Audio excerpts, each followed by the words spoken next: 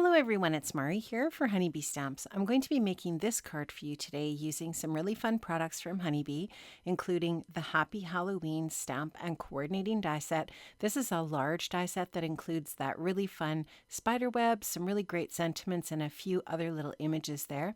I'm also going to use a little spooky. This is a really fantastic die set that includes all of these different dies that you can see here to create some really fun Halloween themed projects. So I'm going to use the skull and the book and the bone from that die set and to create this A2 size card today. I'm going to start off here with that spider web stamp. This is a large stamp that I'm going to be putting into my mini Misty.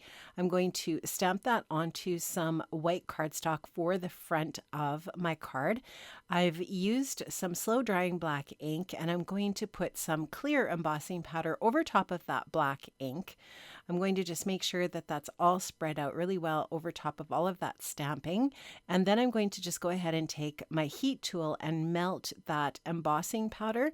And that's going to create just a really nice shiny and raised texture on my project for that spider web. And I'm just going to try to turn this in the light so that hopefully you can see how the light picks up those black lines for that web. Now I'm going to use my Bitty Buzz cutter to cut out the dies from a little spooky, including, you can see here, that skull. I've cut that out of some kind of a light gray. I'm going to cut the books from some blue cardstock. And you can just see how great these fit into the Bitty Buzz cutter. It's really great to use your little Bitty Buzz cutter for these little bits. I'm going to use one of the dies from Toil and Trouble as well, this little spider, cutting that out from some gray cardstock as well. And you probably noticed how a little spooky dies also create some embossed lines, which is really fun. There's that bone that I've used from a little spooky as well. Now I'm going to use some distress inks to add a little bit of color to the die cut pieces. I'm going to be using a combination of Stormy Sky, Blueprint Sketch, Frayed Burlap, and Black Soot for the different cardstock pieces here to create a little bit of depth and dimension with my die cuts. So I'm just using a small ink blending tool here to add a little bit of detail around the edges in some blue. Start off with the Stormy Sky and then I go in with a Blueprint Sketch. I think I'm also going to use a little bit of Black Soot and Frayed Burlap on these different die cut pieces as well, which is just going to add that little bit of fun detail. So just trying to create some really aged looking, distressed looking bits for the details for my card front. So again, going in here with more of my inks. This is the Blueprint Sketch. This is going to add that really nice deep blue color to the edges of my books as well. You can see that I added the Frayed Burlap kind of in the center area. And I'm just using a little bit of a clockwise and counterclockwise brush motion here to create these details on these different pieces. The skull, I'm going to use a little bit of Frayed Burlap around the edges of that to begin with. And when I go over the embossed areas that the die creates, the lines on the cardstock there, you can see that the ink fills in some of those lines and it makes the details just that little bit more obvious. I'm going to also use some colored pencils in a bit here to define those lines in the different areas as well. So here you can just see I'm using a gray colored pencil. This is a Prismacolor pencil. And I'm just going to go over all of the different little nooks and crannies that have been created by the die and just really enhance the different little details that are part of those different die cut images.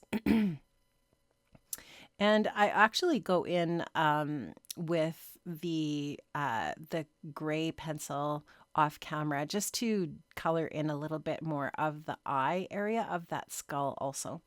Now I'm going to use some foundry wax from Ranger. This is a really fun product. I'm going to start off with sterling and I'm just dipping the edges of my die cut piece here, the stack of books, into that product that I've put on my waffle flower mat here.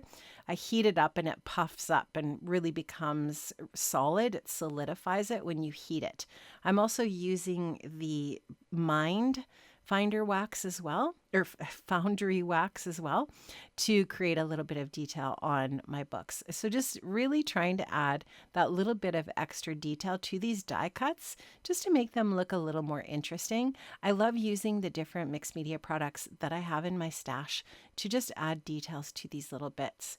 This is some black soot, again, just going over top of the foundry wax and the edges of the books to create more details. I'm using a really fine but skinny brush from Waffle Flower to create lines on the edges of those books in the stack. And here I'm going to do some of the same detail work with the skull. So I've added some of that mined foundry wax to the edge of the skull. I'll just heat it so that it makes it hard and puffs it up.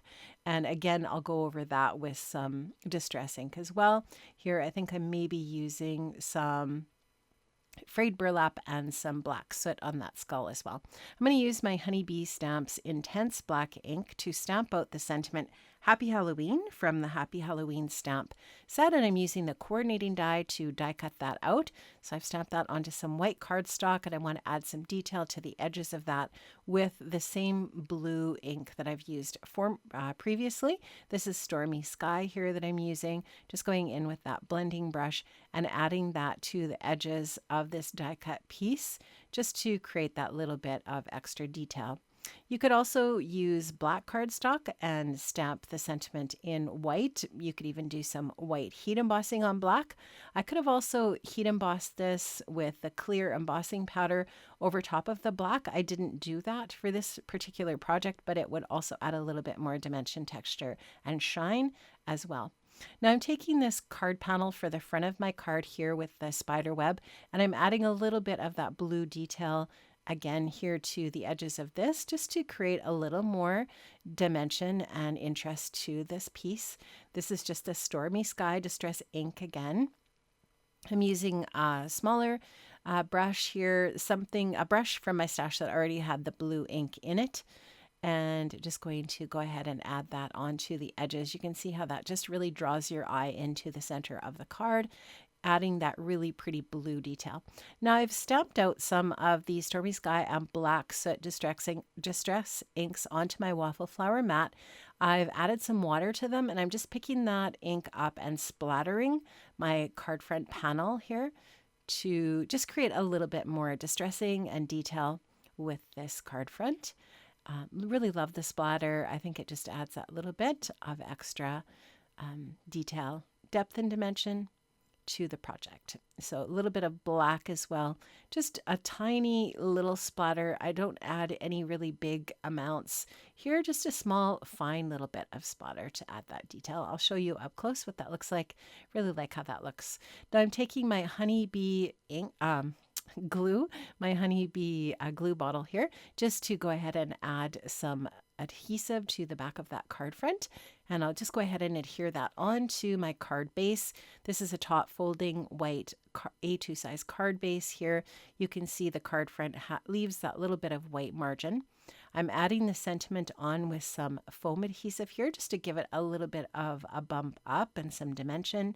I'm adding that cute little spider to the center of the spider web. You'll see here in a little bit, I'm going to add a little more detail to that spider web. I'll add these little die cut pieces to the lower right area using my tweezers. Again, some foam adhesive to add that little bit of extra dimension as well. I'm going to add double the foam adhesive on the skull just to pop it up a little bit higher than the books. And I will adhere that over to the side to create this little cluster of embellishments. I do add the bone here with a little bit of foam adhesive as well. You can see that I did add splatter to the skull and the bone as well. Now this is some Spellbinders pop-up glitter foam in black. I die cut that spider from Toil and Trouble, again from the glitter foam. I just wanted to add a little bit of extra pizzazz to the project, and this is how easy it is to do that. I just added this glittery spider to the center of that spider web, and I just think it adds that really fun little extra bit of detail just to elevate the card a little bit in that way.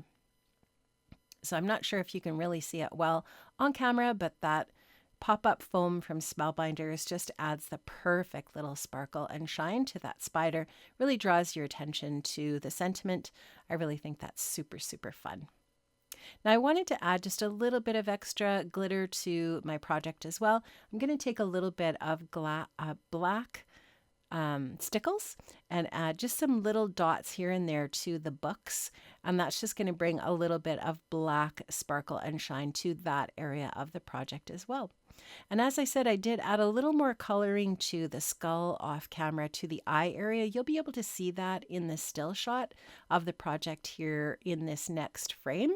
And that's the finished card. Thanks so much, friends, for joining me today. I did link up to all of the different products I've used for the project in the description box below. You'll also notice I added a little bit of twine to that bone. I couldn't resist. I thought that was just fun. Thanks for joining me today, friends, and I'll see you again soon. Bye-bye.